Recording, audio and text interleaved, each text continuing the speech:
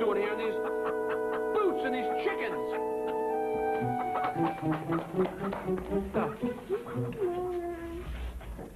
Mr. Winslow sort of combined his general store with his, your arcade. May I help you, sir? Have some change for the arcade, or maybe you'd like to buy some work shoes.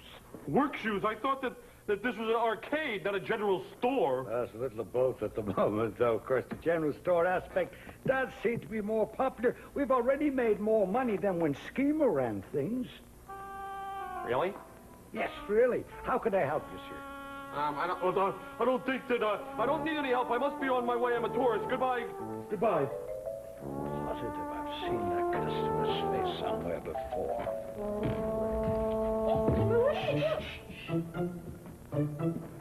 Turn this place into a general store more popular than me. Ah, we'll see about that. Hey, what's this? Now, look at this wax. Who wants a wax? Help! Ow! Ow! Ow, no! Ow, ow, my toe! My toe! Get away! Get away! Oh, my body! Oh, my body!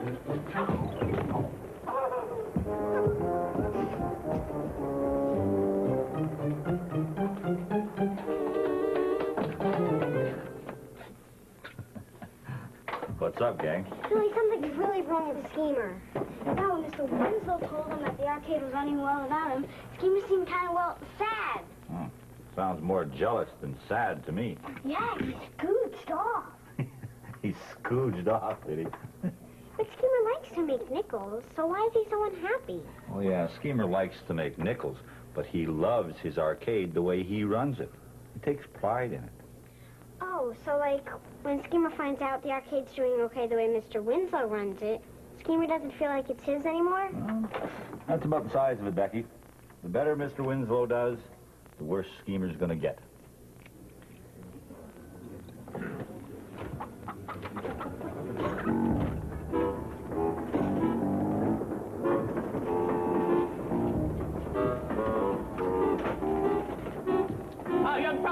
Young fella. I'm an engineer, throttle dipper, and I'm an engineer around here, one of the greatest train railroad type of people around, and I couldn't help noticing that you were in the arcade, which I might point out that I do not own. Yes, I was. Really is a lot of fun, isn't it? Yes, but it certainly was a lot more fun when that other fellow ran it. What's his name? The genius fellow. Schemer. No, I don't remember any Schemer. What are you talking about? He's run the place now for many years. You remember Schemer? Help me out. Use your mind, young fella. Come on. Oh, yes, I remember Schemer. Yes. He was crazy, fella. Just crazy. Very, very, very pushy. And besides, back then, it was just machines. You couldn't buy anything useful, could you? No. It's much better the way it is run now. Crazy. I'm not crazy. Howdy, Schemer. Hey, Bill, how's it?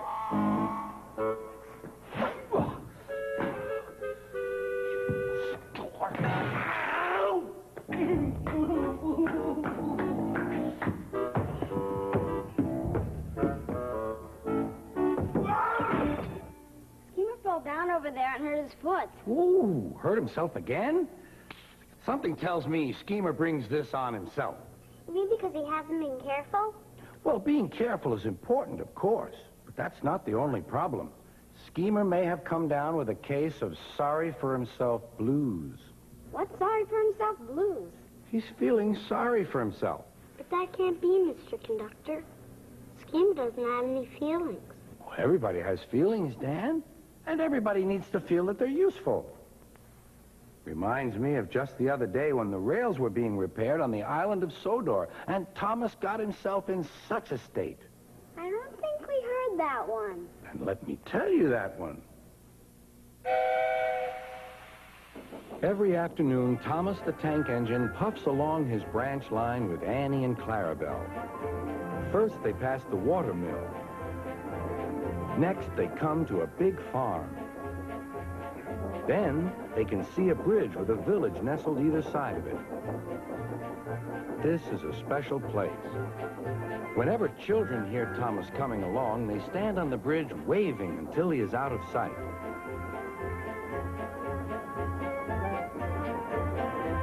One day, Thomas was running late. He had stopped at the signal before the bridge to talk to some new children.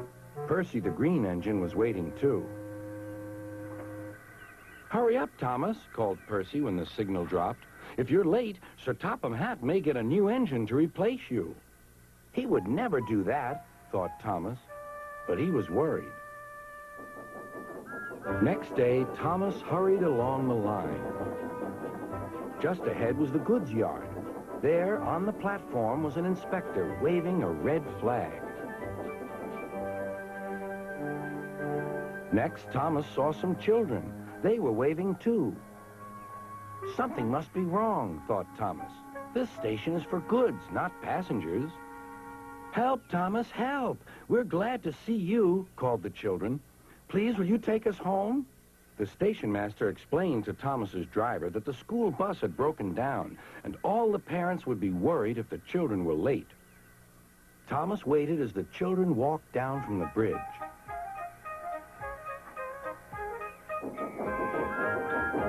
Then he took the children to the next station where Bertie was waiting to take them home. When Thomas finished his journey, he was very late. He was worried that Sir Topham Hatt might be cross with him. "I warned Thomas," puffed Percy to James. "He's been late one time too many. He'll be in trouble now." But next morning, when Thomas picked up his passengers, Sir Topham Hatt was nowhere to be seen.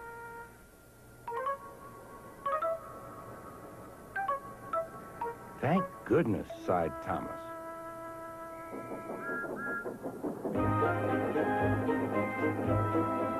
Thomas knows every part of his branch line. Just ahead was a stretch where the hot sun had bent the rails on the track.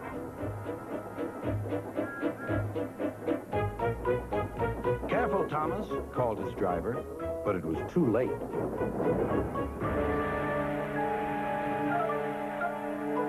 "That's done it," said his driver. "We shan't get any further today." "But what about my passengers?" asked Thomas. "Don't worry, they'll be looked after," replied his driver. While workmen repaired the line, Thomas had to shunt freight cars in the yard. Bertie came to see him. "I understand you need my help again." "Yes, Bertie," replied Thomas sadly. "I can't run without my rails." Bertie set off to collect Thomas's passengers.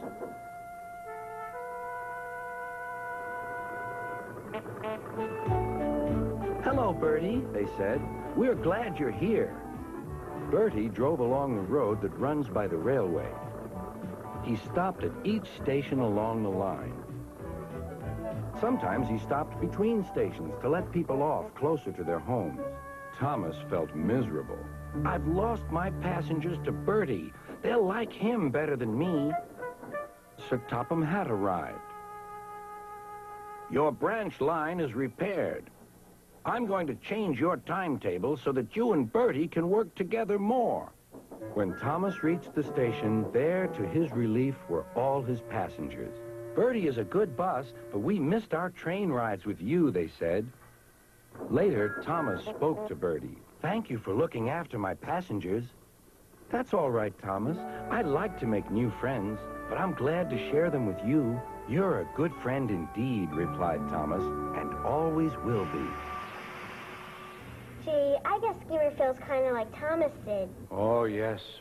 Sorry for himself blues can be the worst kind of illness. No doctor can cure it either. The cure comes from inside you.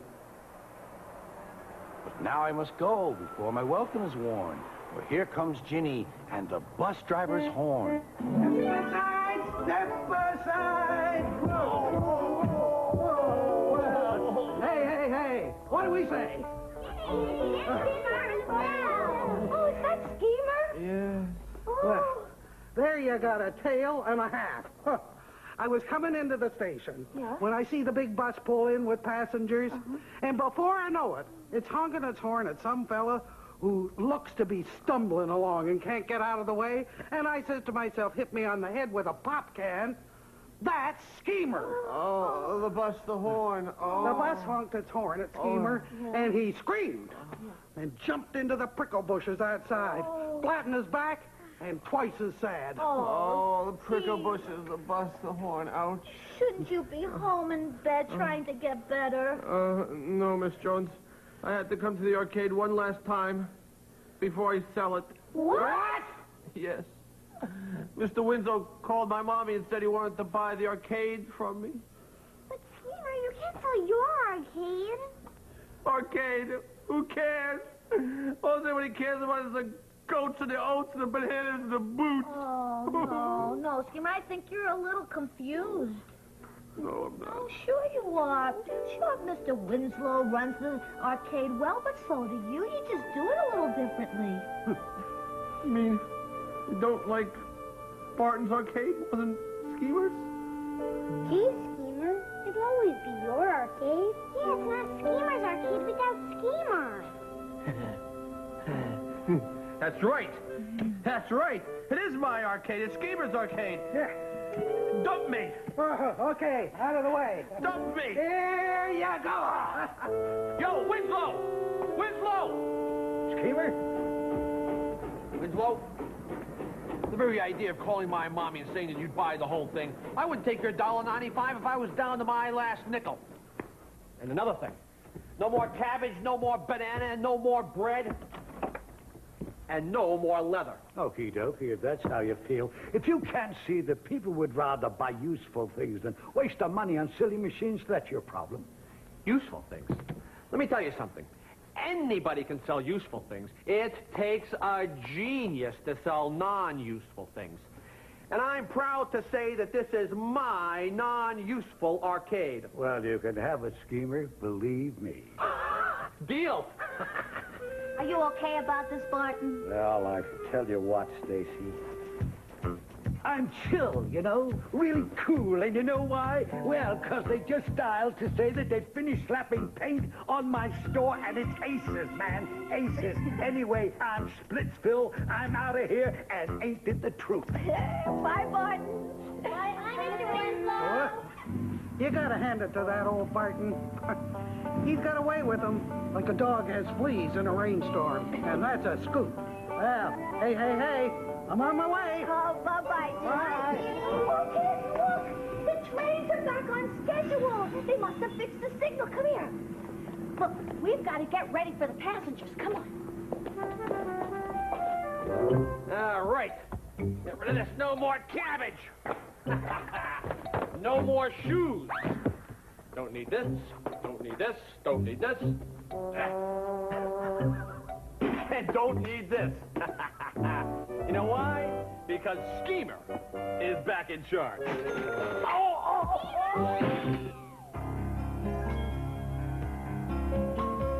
Reach for the speed, reach for the whistle, go where the rail may run. You have been watching Shining Time Station on WGBH-TV, Channel 2, Boston.